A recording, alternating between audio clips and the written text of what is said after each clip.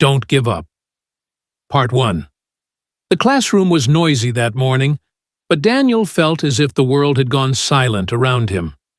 His teacher was returning the exam papers, each slip of paper carrying the weight of judgment, success, or failure. When his name was finally called, Daniel walked up slowly, his heart pounding in his chest. "Daniel," the teacher said softly, handing him the paper, "you need to work harder." Daniel looked down. Red ink screamed across the page. 45-100. Another failure. His stomach twisted. He had studied, at least he thought he had, but no matter how much effort he put in, the results never seemed to show. Around him, classmates were already celebrating their scores, some laughing, some sighing with relief. He returned to his seat, dropped his paper on the desk, and stared at it blankly. Why am I like this? Why can't I succeed like the others? That evening, he walked home in silence. His mother was waiting at the kitchen table. She had a gentle smile, but her eyes betrayed her worry. "How was the exam?" she asked. Daniel hesitated, then handed her the paper. Her smile faded. She looked at him for a long moment, then reached across the table and squeezed his hand. "Daniel," she said, "life isn't about how many times you fall. It's about how many times you get back up. Don't give up." The words felt heavy, but he couldn't believe them yet. To Daniel, failure was louder than hope. The next morning, Daniel woke up earlier than usual. He looked at himself in the mirror, a 16-year-old boy with messy black hair, tired eyes, and a slouched posture. Is this really who I want to be? He remembered his mother's words. Don't give up. He picked up his textbook and began reading, not because he wanted to, but because he didn't want to quit. It was the smallest of steps, but it was a step. Weeks passed. Slowly, Daniel began to change. He stayed after class to ask questions. He practiced problems late into the night. He failed again, many times, but something inside him refused to quit. The turning point came during a math competition. His teacher had encouraged him to join, though he doubted himself. Standing among dozens of students who seemed smarter, sharper, and more confident, Daniel felt the old fear creeping back. What if I embarrass myself? What if I fail again? But then he heard his mother's voice echo in his mind. Don't give up. The competition was brutal. Some problems seemed impossible. But Daniel kept working, step by step. He didn't win first place, but when the results were announced, he had scored higher than he ever imagined, placing in the top 10. For the first time, he felt a spark of pride. That night, Daniel lay awake in bed, staring at the ceiling. He realized something powerful. Failure hadn't destroyed him. In fact, it had made him stronger. Every time he chose to stand back up, he was becoming someone new, someone tougher, wiser, and more determined. It wasn't the end. It was just the beginning. And so, his journey of resilience began. Part 2. The summer heat clung to the small town like a heavy blanket. Daniel sat under the shade of a tree near the old basketball court, sweat dripping down his face. He had been practicing for hours, but the ball never seemed to go where he wanted it to. Every missed shot echoed like a reminder of his weakness. His best friend, Jason, leaned against the fence, shaking his head. You've been at it for 3 hours, man. Maybe basketball just isn't your thing. Daniel caught the ball, panting. Maybe, but I don't want to quit. Jason smirked. Suit yourself. I'm grabbing a soda. He walked off, leaving Daniel alone with the ball and the empty court. Daniel took another shot. Miss. Another. Miss. His arms ached, his legs burned, and his mind screamed for him to stop. But something stronger, something new, kept him going. He remembered the math competition. He remembered the feeling of achieving something he once thought impossible. I can't give up. Not now. Not ever. That night, his mother noticed his tired body and sore muscles. Basketball now? She asked with a raised eyebrow. Daniel chuckled weakly. Yeah, I'm terrible, but I want to get better. She smiled faintly, though her eyes were full of pride. As long as you don't give up. Weeks turned into months. Daniel improved little by little. His shots became smoother, his stamina stronger. The first time he made 5 baskets in a row, he nearly shouted with joy. Jason laughed when he saw him celebrate, but there was admiration hidden in his voice. All right, I'll admit it, Jason said. You're not half bad anymore. Daniel grinned. Told you. I'm not giving up. But life wasn't a straight road. In his final year of high school, Daniel faced his hardest trial yet. His father, who had been working abroad, suddenly lost his job. The family's income dropped overnight. Bills piled up. His mother started working extra hours, often coming home late, exhausted. Daniel felt helpless. One evening, he overheard his parents whispering in the kitchen. Maybe he can skip college for now, his father said. We just can't afford it. Daniel froze. Skip college? After everything? After all the effort he had put into improving himself? That night, he couldn't sleep. He stared at the ceiling, anger and despair swirling in his chest. Why does life keep pushing me down? The next day, instead of sulking, Daniel made a decision. He would help his family. He took up a part-time job at a small grocery store, stacking shelves and carrying boxes. The work was exhausting, especially after school, but he pushed through. Customers sometimes ignored him, sometimes barked at him, but he learned patience. Jason noticed the dark circles under Daniel's eyes. Dude, you're gonna break yourself. You study, you practice basketball, and now you're working? Why not just quit one of them? Daniel looked at him firmly. Because I can't quit. If I quit one thing, I'll start quitting everything. Jason fell silent. For the first time, he realized his friend wasn't just stubborn. He was building something inside himself, something unshakable. Months passed. Daniel balanced school, work, and basketball. He wasn't perfect. Sometimes he failed tests. Sometimes he lost games. Sometimes he came home so tired he collapsed on the bed without eating. But every time he thought about giving up, he remembered his mother's voice, soft but steady. Don't give up. The day of the final exams arrived. Daniel sat at his desk, sweat on his palms. He remembered the boy he had been a year ago, the boy who failed every test, the boy who doubted himself. That boy still lived inside him, whispering fears. But there was also a new voice, stronger, louder. I've worked too hard. I won't quit now. When the results came weeks later, Daniel's heart nearly stopped. He had passed, not just barely, but with solid scores that surprised even his teachers. His mother cried tears of joy. His father, though still worried about money, hugged him tightly. For Daniel, it wasn't just about grades. It was proof that resilience worked, that refusing to give up could change everything. Part 3.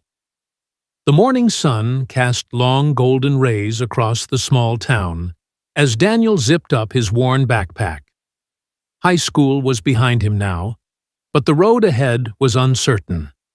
His friends were heading off to different universities, chasing dreams in cities far away. Daniel, however, stood at a crossroads. His father still hadn't found stable work, and his mother's health had started to decline from years of long shifts. College wasn't an option unless Daniel could find a scholarship. Even then, he would still need to support his family. Jason clapped him on the shoulder the day before leaving for university. "Man, you've always been the toughest guy I know. I'm sure you'll figure it out. Just don't give up." The words struck Daniel. They weren't just his mother's anymore. Now they were a part of him, something people saw when they looked at him.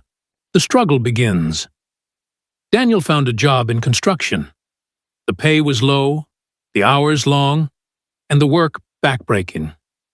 Every morning, he woke up before dawn, his body aching from the day before, and returned home after sunset, too tired to even hold a book. But at night, when the house was quiet, he forced himself to open his laptop and study.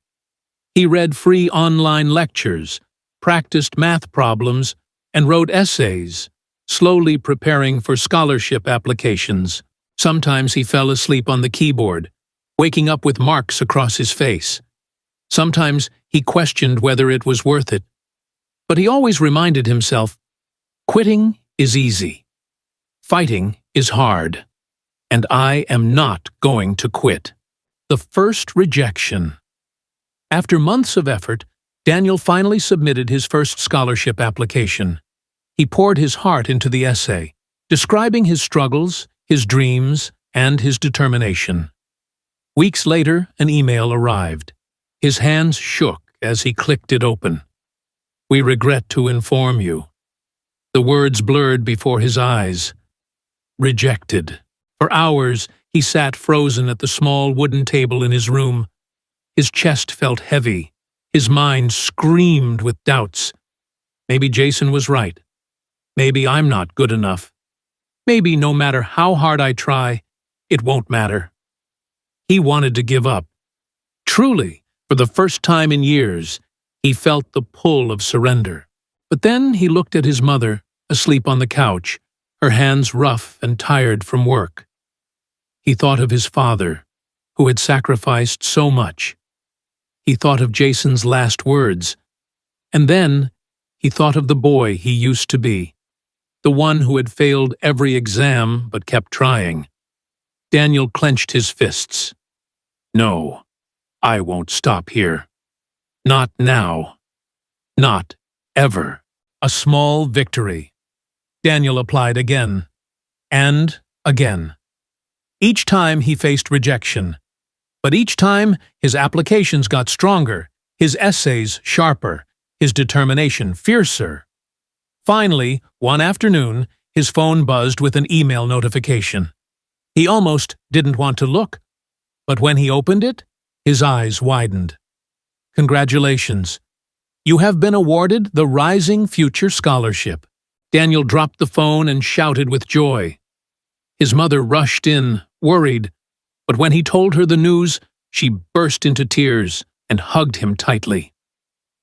It wasn't a full scholarship, but it was enough to cover half the tuition. The rest he would earn himself. A new world. University was a shock. Surrounded by brilliant students, Daniel often felt like the weakest link. They quoted books he had never read, solved problems faster than he could even understand the question. More than once, he thought about dropping out. But then he remembered the construction site, the rejections, the nights he had studied with burning eyes. I didn't come this far just to quit. He worked harder than anyone else. While others partied, he studied. While others slept, he read. He wasn't the smartest, but he was the most relentless. And slowly, people began to notice. Professors admired his dedication. Classmates started coming to him for advice. Daniel, the boy who once failed every test, had become a source of strength for others. Another fall. But life wasn't finished testing him. In his second year, his father fell seriously ill. Medical bills drained what little money they had. Daniel took on 2 part-time jobs, working late nights and weekends. His grades began to slip. His body grew thin, his eyes hollow. One night, after a long shift at a restaurant, Daniel collapsed in his dorm room. He woke up in the hospital, hooked to an IV. The doctor's words were firm. "You're overworking yourself. If you keep this up, your body won't hold." Lying in that hospital bed, Daniel felt trapped between two impossible choices: care for his family or pursue his education. Tears burned in his eyes. Maybe this is the end. Maybe I can't keep fighting forever. But then, as always, that quiet voice returned. Don't give up. Daniel made a plan. He cut down to one job, even though it meant money would be tight. He learned to manage his time with brutal discipline, studying between shifts, resting whenever he could. It wasn't perfect, but it kept him going. And once again, he refused to quit. The years passed. By the time Daniel graduated, he wasn't just another student. He was a survivor. He had scars of exhaustion, memories of failure, and a heart full of battles won. Standing on stage in his graduation gown, looking at his parents in the audience, Daniel whispered to himself, "I made it, because I didn't give up." But little did he know, his biggest challenge was still ahead. Part 4. The day after graduation felt strangely empty. For years, Daniel had dreamed of this moment, the diploma in his hand, his parents smiling proudly in the audience. Yet, as he stood in his tiny rented apartment, staring at the framed certificate on the wall, he realized that the real challenge had only just begun. University had been hard, but life after it? That was an entirely new battlefield, the job hunt. Daniel polished his resume until every word gleamed. He sent out applications to dozens of companies, carefully writing cover letters that told his story of perseverance. He believed employers would see his determination, his refusal to quit, as strengths. But weeks passed. Then months.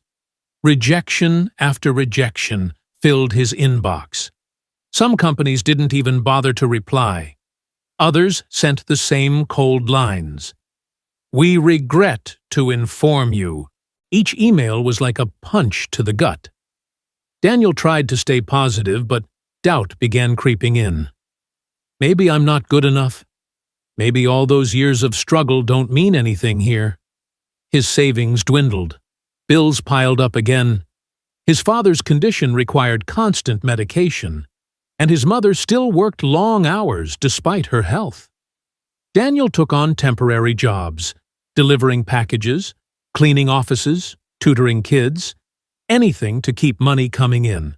At night, when he lay in bed, exhaustion wrapping around him like chains, he whispered the same words he had carried since high school. Don't give up. A breakthrough. After nearly a year of searching, Daniel finally got an interview at a mid-sized tech company. He wore his only suit, slightly faded at the edges, and entered the sleek glass building with his heart racing. The interview was intense. The panel asked him technical questions, problem-solving exercises, and even grilled him on his lack of experience. At the end, the manager leaned back in his chair. "You don't have the strongest resume, Daniel, but I see something in you. Determination. We'll give you a chance." Daniel felt like crying right there. For once, his refusal to quit had opened a door. The harsh reality. But the corporate world was not what Daniel had imagined. The competition was ruthless. His colleagues were fast, efficient, and confident. Daniel struggled to keep up. He made mistakes, small ones at first, then bigger ones. One evening, his supervisor pulled him aside. "You need to improve, Daniel. If things don't change, I can't guarantee your position here." The words hit him like a storm. After everything he had fought for, after all the years of persistence, was he about to fail again? That night, he walked home in the pouring rain. He sat in his room, his suit still damp, staring at the ceiling. Why does life keep pushing me back down? His phone buzzed. It was a text from Jason. Hey man, I know things are tough, but remember what you always told me. Don't give up. You've come too far to stop now. Daniel smiled faintly through the tears. Jason was right. He couldn't quit. Not after surviving school, construction work, rejections, and endless nights of studying. Rising again. Daniel attacked his weaknesses with the same determination that had carried him through every struggle. He stayed late in the office, not because anyone asked him to, but because he wanted to improve. He read books, watched tutorials, and practiced until his skills sharpened. His colleagues noticed. Some mocked him at first. Why work so hard? No one cares. But slowly, their tone changed. They began asking him for help, seeking his ideas. Months later, during a major project, Daniel's hard work paid off. The company faced a serious technical issue that threatened to derail everything. While others panicked, Daniel calmly proposed a solution he had been experimenting with in his own time. It worked. The project succeeded.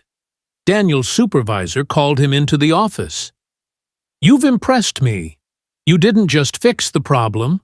You refused to let it defeat you. That's the kind of spirit we need here. For the first time in his career, Daniel felt truly valued. Another setback. But life, as always, wasn't done testing him. Just as Daniel was beginning to find stability, the company faced a financial crisis. Layoffs swept through the building like a storm. One afternoon, Daniel was called into HR. I'm sorry, they said. Your position is being cut. Daniel sat frozen.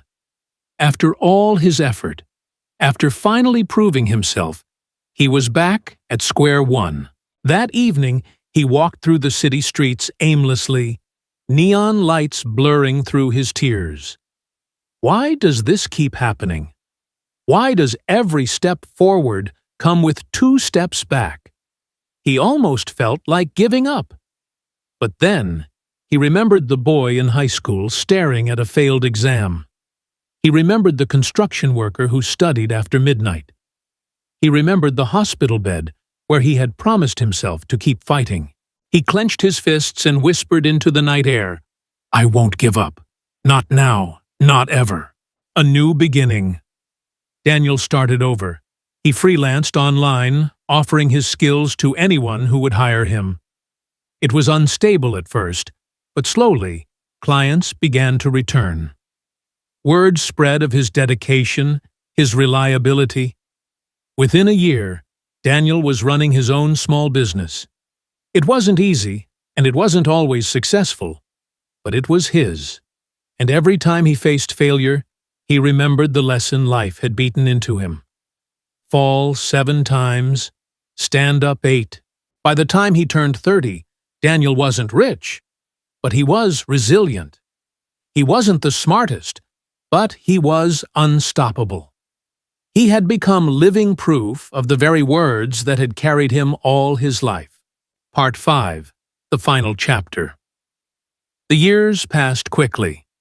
Daniel's small business grew slowly but steadily. He hired a few employees, rented a modest office, and built a reputation as someone who never quit until the job was done. Clients admired his persistence, colleagues respected his work ethic, and his parents finally lived with a little more comfort. But life still had one more storm waiting: the crisis. When Daniel was 35, tragedy struck. His father's illness worsened. Doctors explained that without a costly treatment, there was little hope. The price was overwhelming, far beyond what Daniel had saved. For the first time in years, he felt powerless again. He had built his life brick by brick, fought through rejection after rejection. But now he stood before a wall, too high to climb. Late at night, he sat by his father's bedside, holding his frail hand. "I don't know what to do, Dad," Daniel whispered. "I've fought my whole life, but this feels impossible." His father, weak but smiling, looked at him. "Son," he said softly, "all my life I taught you one thing: never give up. You've already made me proud. No matter what happens, don't let this break you." Those words pierced Daniel's heart like fire. He realized that even if he couldn't control everything, he could still keep fighting. The last push. Daniel worked harder than ever before. He reached out to every contact, every client, every opportunity. He expanded his business, took on more projects, even borrowed when necessary.